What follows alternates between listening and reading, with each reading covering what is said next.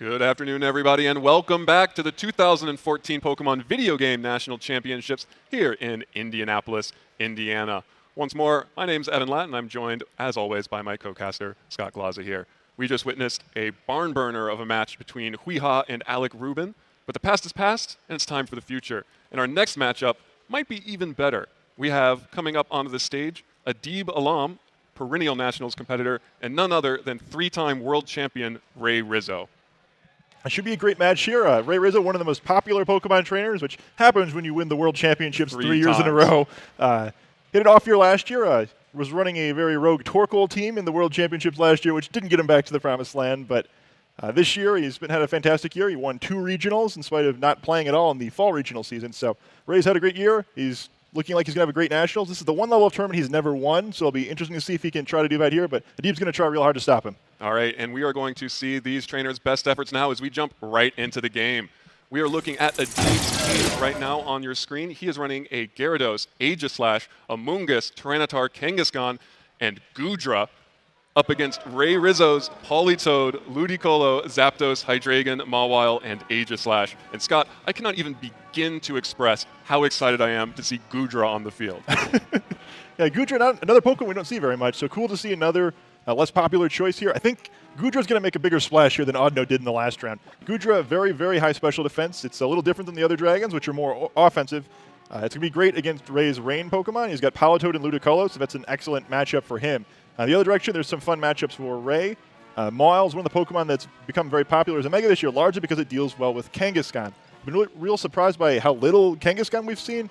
It's widely considered by far to be the best Pokemon in this format, but there hasn't been much of it, at least in the matches that I've seen. So it'll be interesting to see if Adib is able to keep at least this one Kangaskhan being successful here. Yeah, definitely going to be an interesting matchup there. Of course, we are getting right into the battle. On the top of your screen, you're going to see Adib Alam throwing out his Pokemon with a nice, stylish black fedora. Up against Ray Rizzo on the bottom of your screen.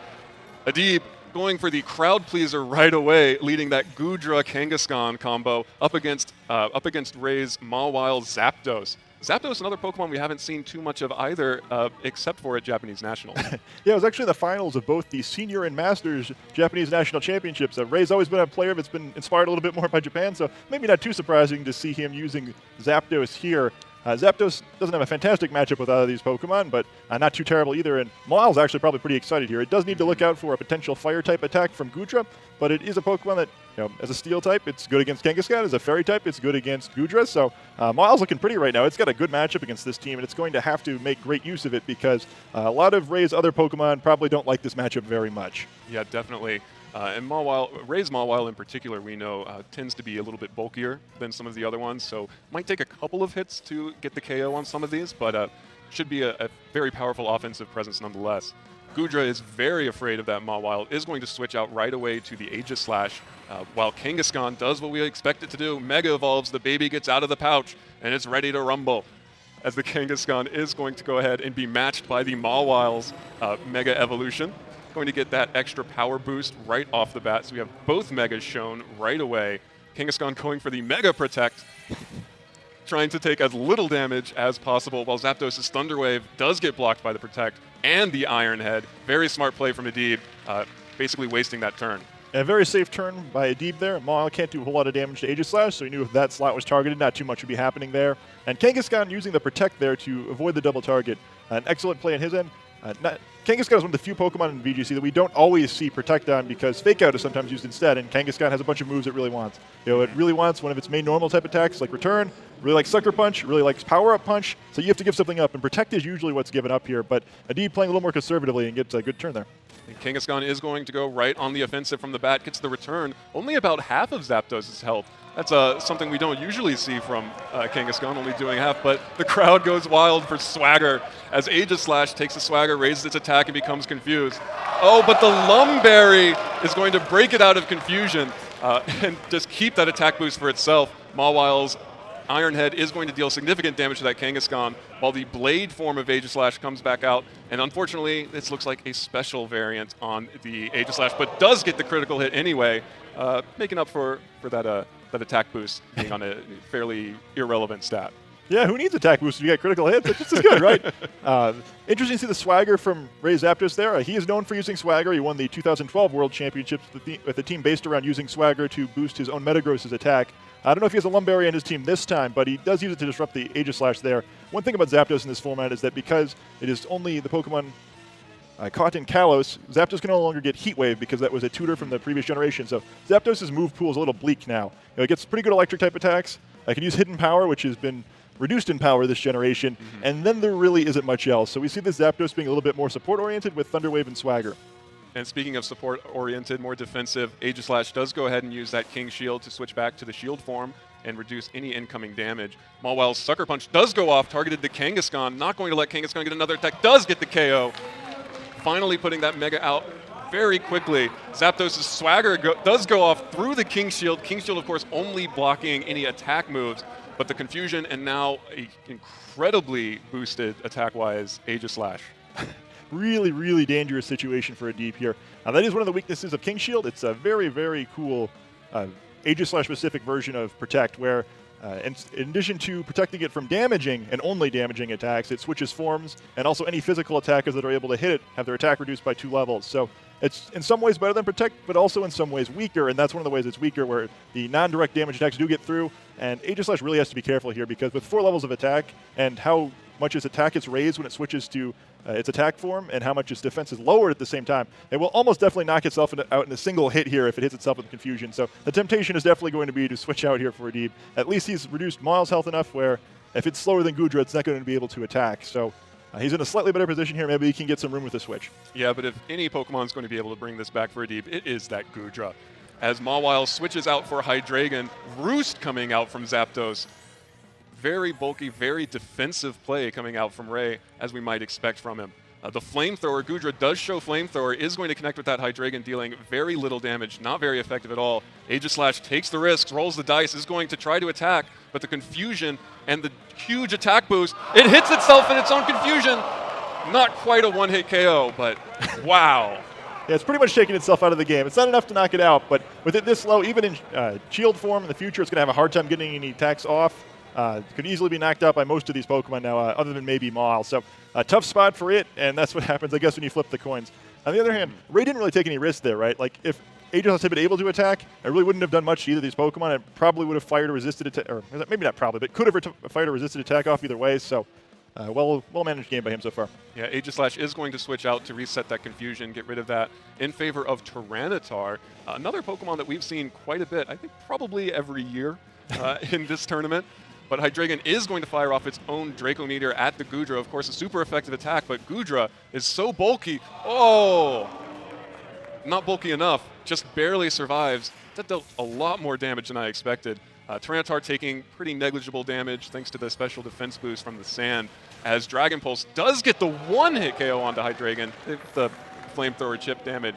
But Goodra proving once and for all that it is the best dragon in this format.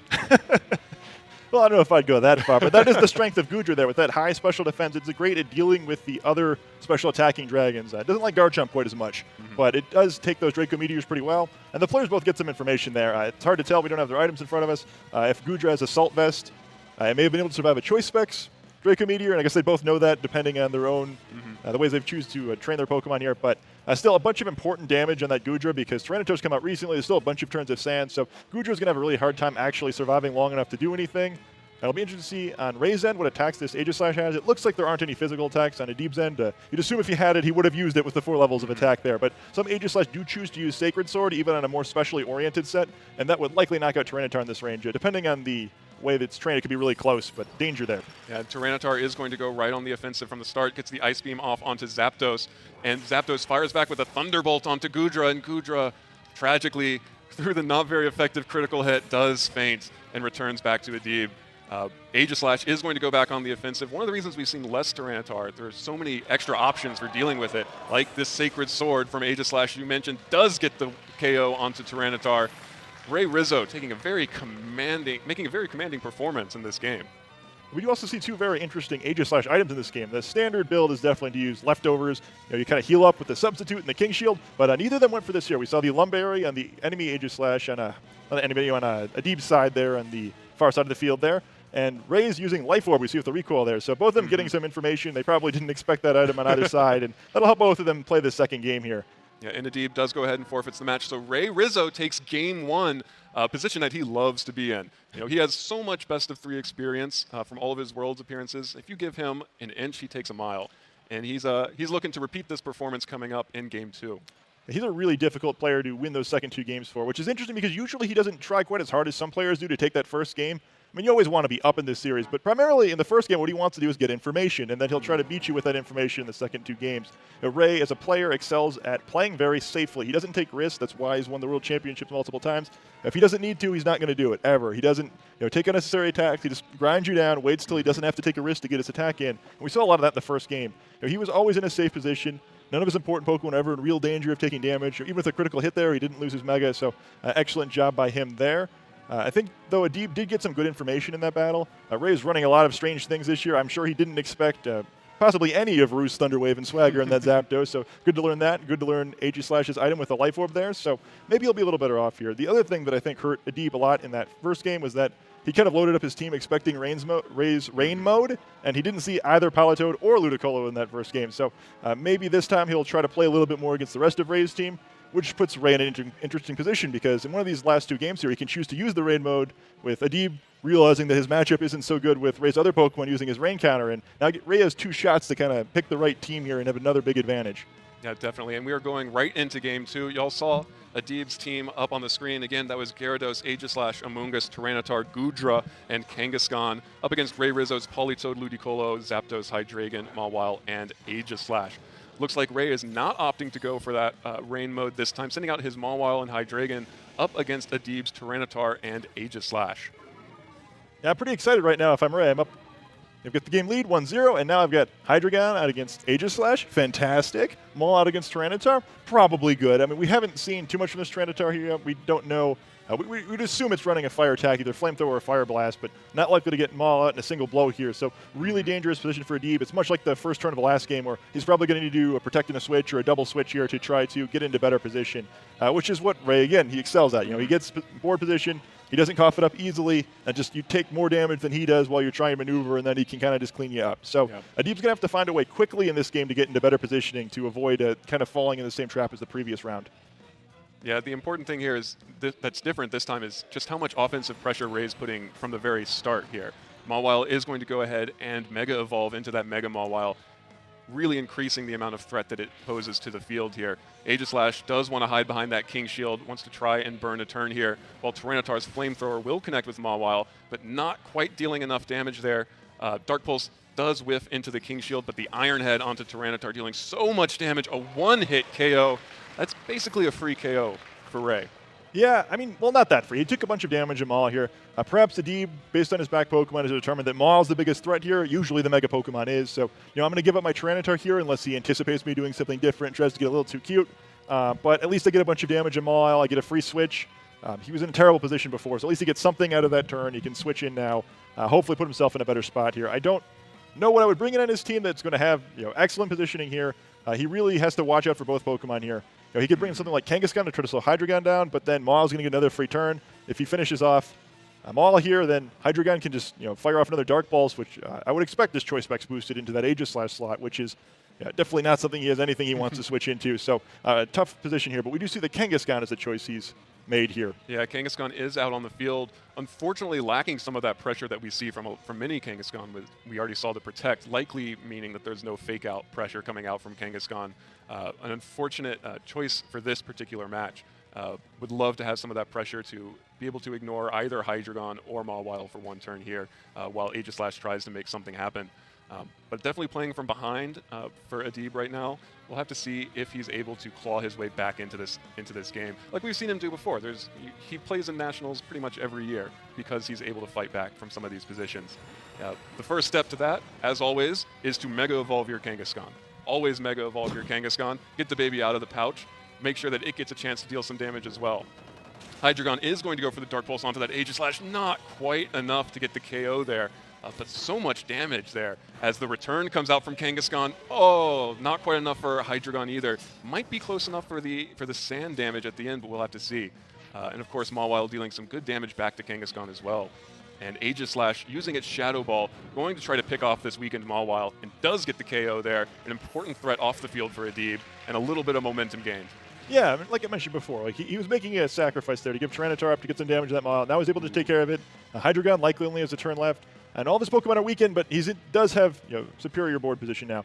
He has the option, assuming he's running it, of Sucker Punching that Hydreigon if he wants to not double protect the next turn, which is sort of the obvious play, but also one that Ray will likely read and react to appropriately.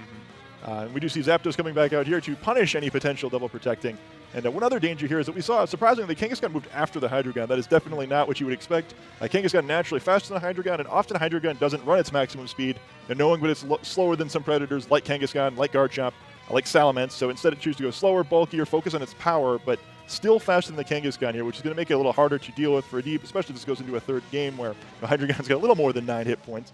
But still, you can imagine Ray has the advantage here based on health. He's quick. He's close to getting a couple knockouts here, but pending the last Pokemon on both sides, Adib may be able to bring this one to a third game. Yeah, it's definitely going to be close. Adib, of course, is winning in the all-important stat of Hall of Fame entrances with 21 to Ray's measly 1. Hydreigon is going to retreat and try to buy some time and possibly come back out when the sand subsides. Does waste the Sucker Punch from Kangaskhan, and Zapdos is going to be able to get the Thunderbolt off onto the Mega Kangaskhan, and it does get the KO. A huge threat down. Both Megas now off the field for each trainer as the Shadow Ball comes back out from Aegislash onto Zapdos, really valuing the threat of the Zapdos there, dealing some good damage there, but not quite enough. Very bulky Zapdos as Goodra's back out on the field to try and bring this one back for Adib. It's going to be rough. He's in a difficult situation now because he really needs to try to knock out one of Ray's Pokemon fast enough that he can get that Sandstorm knockout on Hydreigon. He doesn't have many turns to do it, and if he doesn't do that, he's going to have a really tough time getting this one. Goodra likely going to be low enough because of Sand to be in Draco Meteor range based on last game. Aegislash is going to have to worry about Swagger from Zapdos, so it's not too likely to get anything off. Ray's own Aegislash, a big problem for both these Pokemon, and Zapdos doesn't need to Swagger anymore. It just goes for the straight Thunderbolt and does get the KO onto Aegislash, really putting the fear of that Swagger into Aegislash. Doesn't want to just give a free Swagger when it King Shields. But Goodra does respond with a Dragon Pulse onto that Zapdos, really trying to get that off the field, but it's not working out. Zapdos is just too bulky, too strong, and the substitute up from Aegislash on Ray's side should be the death knell for this. Likely. Really impressive, too, on Ray's, and I'm sure he's really proud. He's showing off the power of Swagger there. Even when you're not using Swagger, he's intimidating Adib into leaving that vulnerable Aegislash available. And, of course, Zapdos not going to give up a free KO, is going to go ahead and roost to recover some of that HP and make sure that it remains a threat on the field. Aegislash just going to go straight for the offense now, since it's protected by that substitute, using the Sacred Sword to get around Goodra's incredible special defense. You can see its physical defense not quite as impressive, feeling about half HP there, as Goodra tries to answer back with a Dragon Pulse, but it looks like it's still not going to be enough for that Zapdos, and Sandstorm has now subsided, which means that Hydreigon has a free turn if it ever gets back in. Speaking of that Sandstorm subsiding, for any trainers at home who might be looking to try out something similar to Ray's Zapdos here, you'll see it didn't take damage from Sand in the previous turn, so likely holding the item Safety Goggles. Yeah, the goggles do everything for this. Zapdos continues to roost up, and the Sacred Sword coming right back out from Aegislash. Not quite enough. Goodra is not going to go down that easily, Aegislash. And another Dragon Pulse coming out. Goodra sitting pretty at about 1 hit point, probably. It's fighting hard to hold on for Adib here, but it looks like this one's all but wrapped up. Another really excellently played game by Ray. He just seems, surprisingly, because of the Zapdos almost more than anything, is he gets it out there against Pokemon that can't do a lot of damage and just takes control of this game. And Zapdos does do its best for the MVP, gets the game-winning KO. And Ray Rizzo, in 2 games, takes the match. Yeah, impressive. He seemed to have control of both of those games. I think the previous series, it could have gone either way, pending what had happened there, but Ray really just dominated that match. Interesting to see Swagger back. It hasn't been very popular in this year's format on really anything other than Meowstic, but seeing it on a different Pokemon than normal here, a really great performance with that Zapdos, and also by Mawile. We do expect Mawile to win that matchup with Kangaskhan. It is used mainly for being a counter, and we see why there. Perhaps why we haven't seen quite as many Kangaskhan this weekend as we expected to. And yeah, so Ray really just took a commanding performance there. Great shot from Adib as well. He won the style point as far as I'm concerned with that Goodra. Goodra really impressive too, but just not quite the offensive powerhouse that Adib needed for that. But we are going to go back to a quick break, and when we are back, we will be right here at this desk with Ray Rizzo. All right, welcome back, everyone, to the 2014 Pokemon Video Game National Championships here in scenic Indianapolis, Indiana. My name is Evan Latt, and I am joined by the winner of our last match, three-time world champion, Ray Rizzo. Ray, congratulations on the win. Very strong performance. Thank you. This is the only tournament you haven't won. That's correct. How important is it to you to win this tournament? Well, winning regionals and winning worlds has been a lot of fun, and it's been a big accomplishment for me, but that nationals win has been very elusive, so I'm going for that here today. Yeah, and I think after that last performance, I don't think anyone could doubt that you're here to play. I am here to play, but we'll see. There's a lot of good players still remaining that will be in the top 8 later today, and I look forward a lot to the challenge. It should be a lot of fun. Yeah, definitely looking forward to some more of those games coming up. I want to talk about your Zapdos a little bit. All right. So this year we saw the removal of some of the more prominent swagger threats, like Thundurus from last year. Yep. Of course, we all know that you love swagger. That is definitely correct. Is Zapdos the best user of swagger? Yes, it is. What makes Zapdos better? Well, I think it's very similar to Thundurus. It's got the same exact typing. It's very bulky. And, you know, there's not a lot of Pokemon that can kill it in one hit. Maybe some choiced attacks, maybe a Kangaskhan after a power-up punch. But other than that, it can't go down in one hit. And just the typing, it has a lot of resist. Resisting Steel is important. Being immune to Earthquake from Garchomp. I just think being able to use Swagger, use Thunder Wave to completely support the rest of your team. Like for me, I have Mawile, which is a very slow Pokemon, so using Thunder Wave definitely helps the rest of my team out.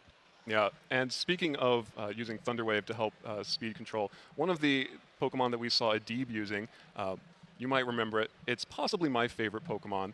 I know it's one of yours as well, yes. the Goodra. Yes. How does it feel to take down a Goodra, who we all know is a lovable dragon? But did it feel good? Did it feel bad? Was it just gravy on top of the win? Or how was that? Well, it was good because it meant that was definitely a tough block to pass in order to win that game. So getting rid of the Goodra was very important for me. And I had a Choice Specs Hydreigon, so the Draco Meteor failing to one-hit KO that Goodra, that was definitely a big surprise to me. And in Game 2, I had to kind of reconfigure my strategy to be able to handle that Goodra because special defensively, it is just a monster. Yeah, and one of the things that we see on your team is you're running a Politoed and a Ludicolo. Did not opt to bring in the rain. Was that because of Goodra or some of Adib's other options? Yep, he had the Tyranitar, he had Goodra, he had Gyarados, he had Amoonguss. Just a lot of things that Politoed and Ludicolo would not be good against. So I was very comfortable with the 4 I picked. Yeah, you definitely looked like you were comfortable with those. But I'm really curious about rain just because we haven't seen a whole lot of it in this meta. We saw a lot of it last year in some of the previous years. Is rain still good? I think it's decent. I use it more for the purpose because I have 2 steals, Aegislash and Mawile. And with how big of a threat Kangaskhan is this year, having 2 steals to counter it is very important, I think. So having that Politoed Ludicolo option to kind of deter people from bringing fire types, I think is very important. Yeah, especially with Pokemon like Goodra able to run various non-boosted fire attacks. But definitely an important performance, a really good one. Are you looking forward to taking this championship? I am, yes. Yeah. Anyone that you want to shout out as potential competitors that you're most worried about? Simon Yip. I think he's been doing very well today with a Pokemon that I'm really interested in using. So I'm looking forward to seeing him in Top Cut. Yeah, we all are looking forward to that, and I really hope I get to see that matchup with you and Simon. Really an incredible set of matches. Taking it 2-0 is a huge statement. You know, how do you make sure that you don't lose the momentum from Game 1 and when you go forward into a Game 2 and a Game 3, potentially a Game 3 situation? Yeah, it's very important because you can't get overconfident that your strategy the first game was flawless because your opponent's going to adjust to what you did the last game. So as you saw in Game 2, I switched up my leads a little bit to bring Hydreigon because I kind of anticipated him to change his leads, which he did. And so that worked really favorably for me. And I think it's important just not to get overconfident after that first game and switching it up for Game 2 to kind of give yourself an even bigger advantage that you might have had the first game. I think it's very important. One of the interesting options that we saw you take advantage of is using the Sacred Sword on Aegislash. We've seen a lot of purely special Aegislash, maybe with a Shadow Sneak for priority just to finish off a weakened Pokemon. What made you decide to go with the Sacred Sword when you already potentially might have like a Flash Cannon to cover Rock or something like that? Well, because I have Mawile with the Intimidate, having Aegislash with Sacred Sword to kind of counter Bisharps because mine outspeeds Bisharps. So I think having that as an option is really important. Being able to one-hit KO Tyranitars is important. And then you saw that Goodra. Special defensively, it's a monster, so having Sacred Sword to deal that much damage to it is definitely good to have. Yeah, definitely a boon to your team there.